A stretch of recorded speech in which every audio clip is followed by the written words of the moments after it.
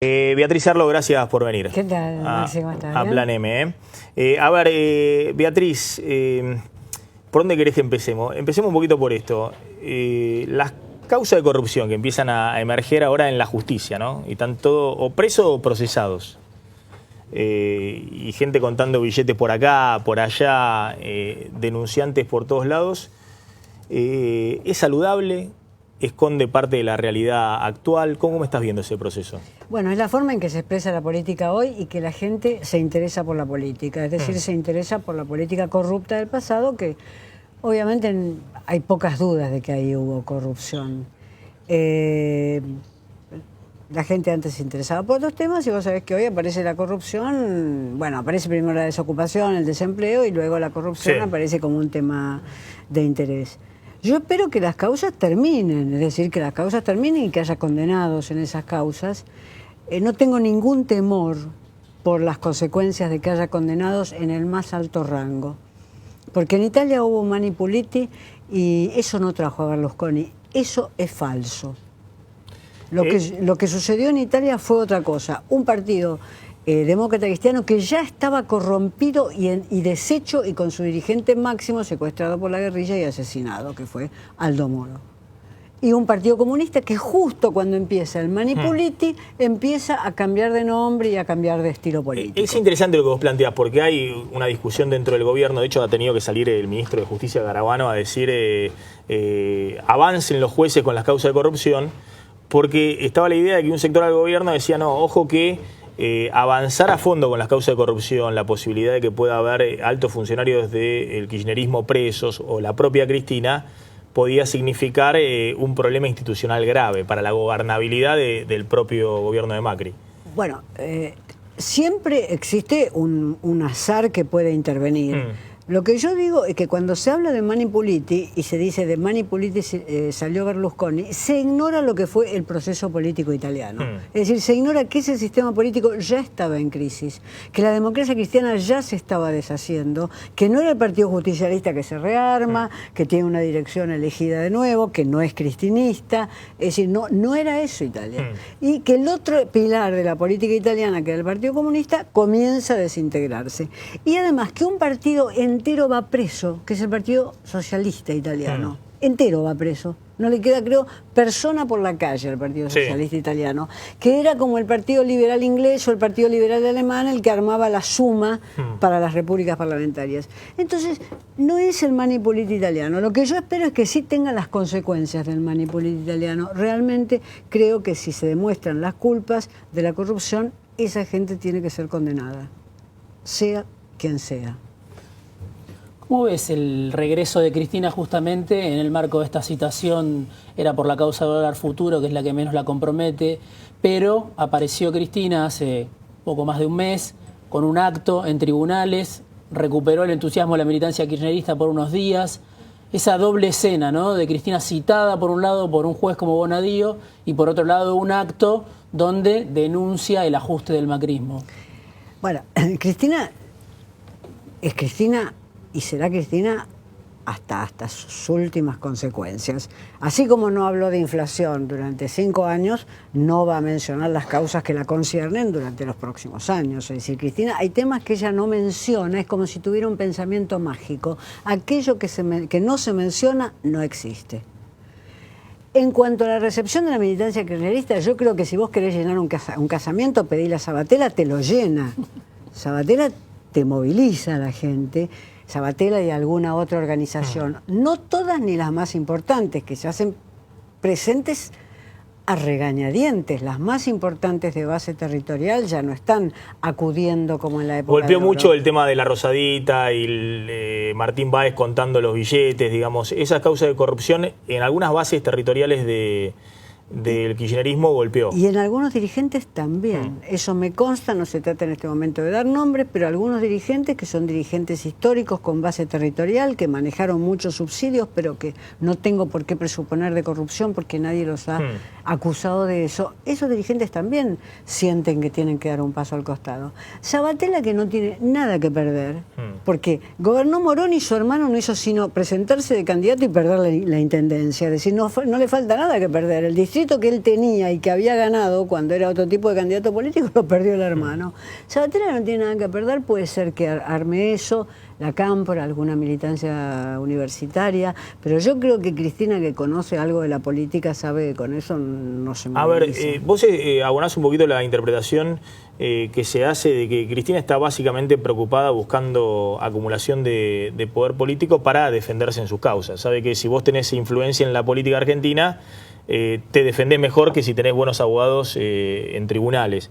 Pero que la preocupación de Macri es hoy el otro peronismo, lo que estamos hablando, Sergio Massa, que se unifique detrás de Massa o detrás de otro dirigente que no sea Cristina, todo el peronismo, es decir, que vayan Scioli y Massa juntos, por ejemplo, a enfrentarlo en la provincia de Buenos Aires. Bueno, cualquier político que tiene la escasa predominancia, la escasa representación parlamentaria que tiene el PRO y también tiene que evitar que se junten. Tiene que pensar en el 2017. El 2017 es su Rubicón.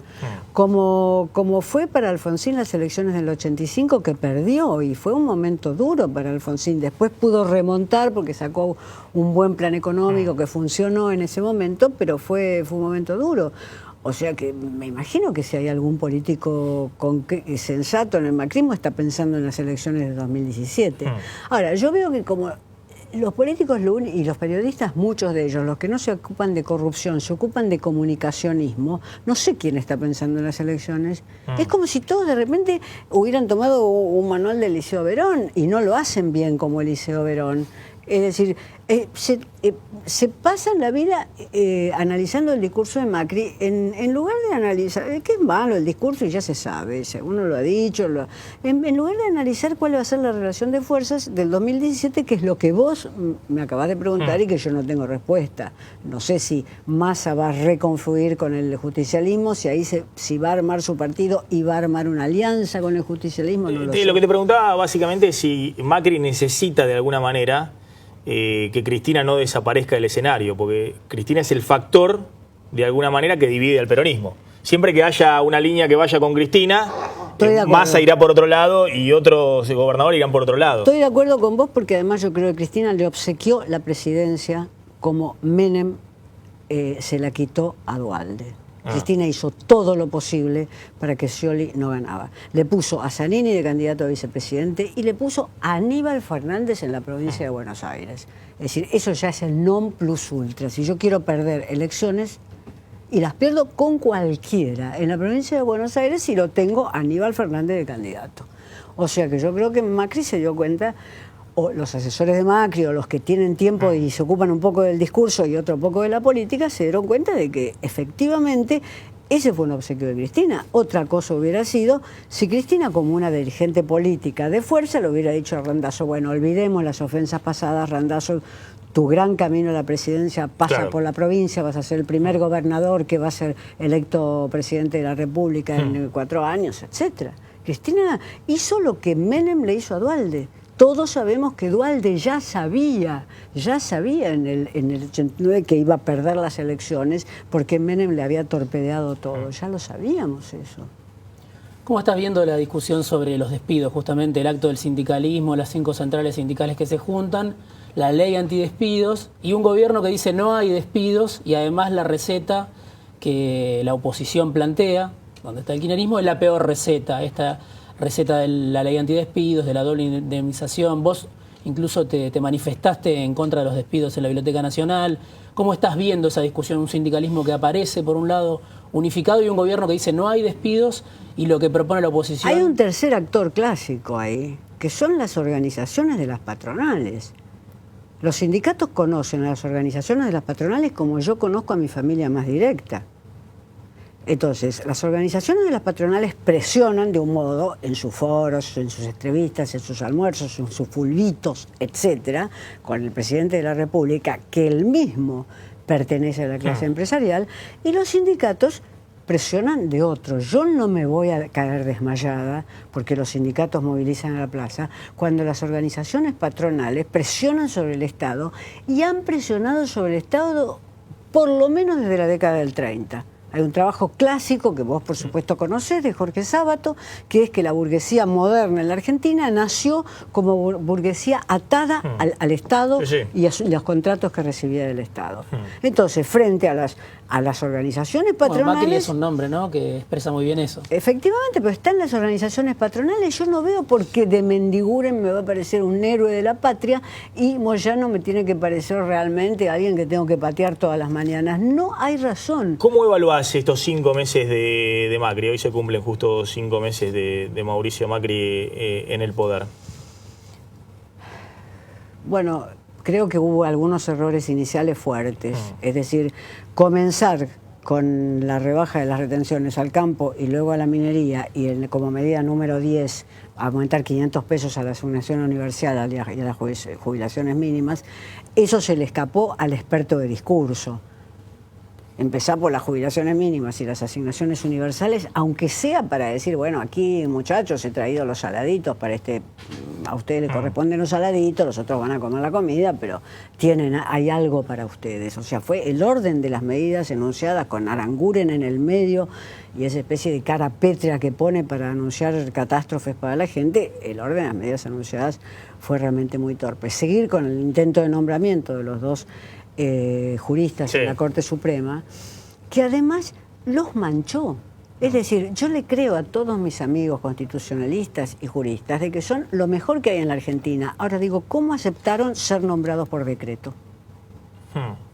Ahora, en el balance de estos 5 meses, ¿no? Pues básicamente lo que se evalúa es, bueno, si Macri logra o no romper la inercia inflacionaria, el estancamiento de la economía, o si, en el peor de los casos, sigue en igual situación o incluso en una recesión que complique toda su situación de gobernabilidad, porque Macri no puede darse el lujo que se dio en algún momento Cristina, que era gobernar con el 20% de intención o de aprobación en las encuestas. No, porque tiene minoría en las dos cámaras. Es decir, Macri es un presidente que necesita permanentemente estar arriba del 50% de un nivel importante de aprobación de gestión.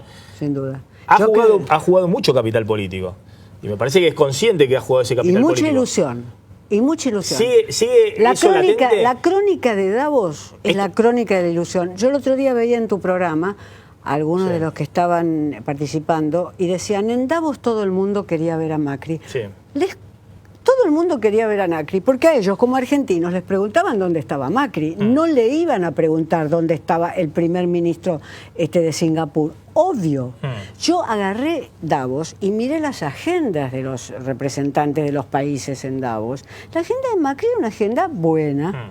No era la de Trudeau, por supuesto, pero además no era igual a la de todos los países. Las asistencias de los periodistas cuando uno comparaba las agendas.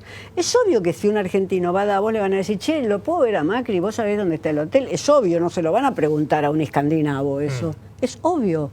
Me extraña que periodistas experimentados lo que te caigan pregunto, en ese Beatriz, error. es si vos en este saldo de estos 5 meses ves que Macri se fortaleció, se debilitó, ha encauzado su gobierno, porque la verdad que ha sido un gobierno muy activo, digamos. En 5 meses ha tomado un montón de medidas. Uno tiende a esperar, y me parece que el propio gobierno lo espera, que estas medidas que han tomado no sean el fin, sino que sea el medio para llegar a otro lugar. Yo no puedo saber eso, Macri, vos sabés que yo no puedo saber eso. Para contestarte esa pregunta hay expertos. Lo que yo veo es que la expeditividad, lo rápido con que se resolvió lo de los fondos buitres, indica que Macri no recibió un país en llamas.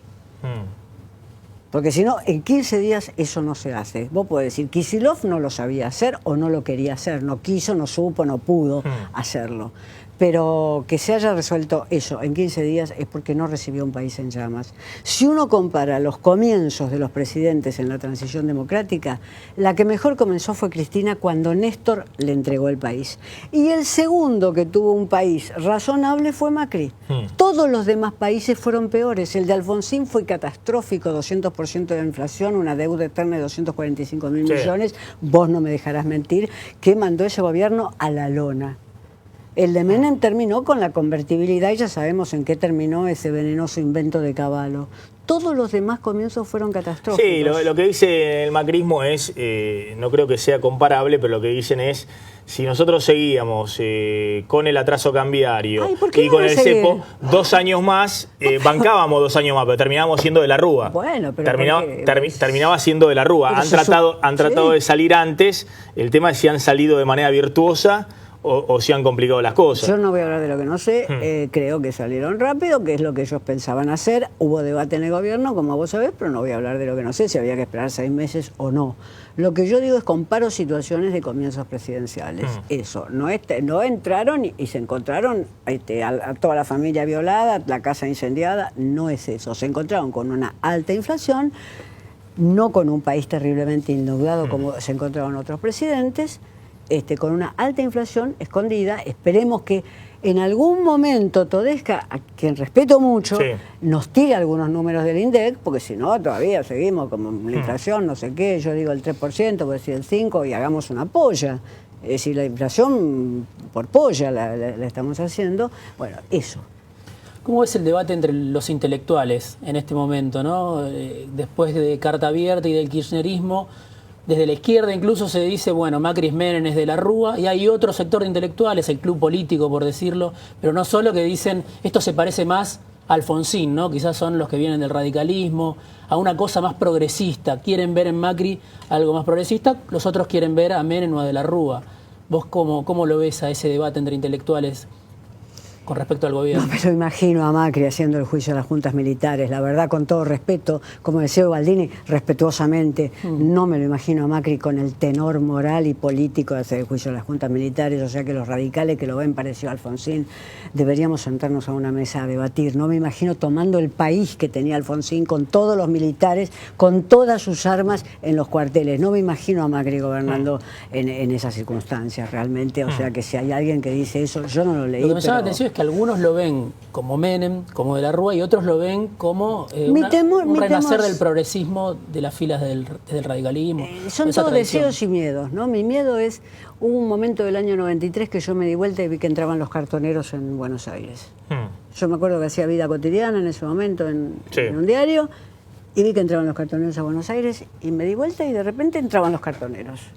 Y esa gente no volvió a subir nunca más. Mi temor es, si yo me di vuelta dentro de 3 años, ¿qué veo?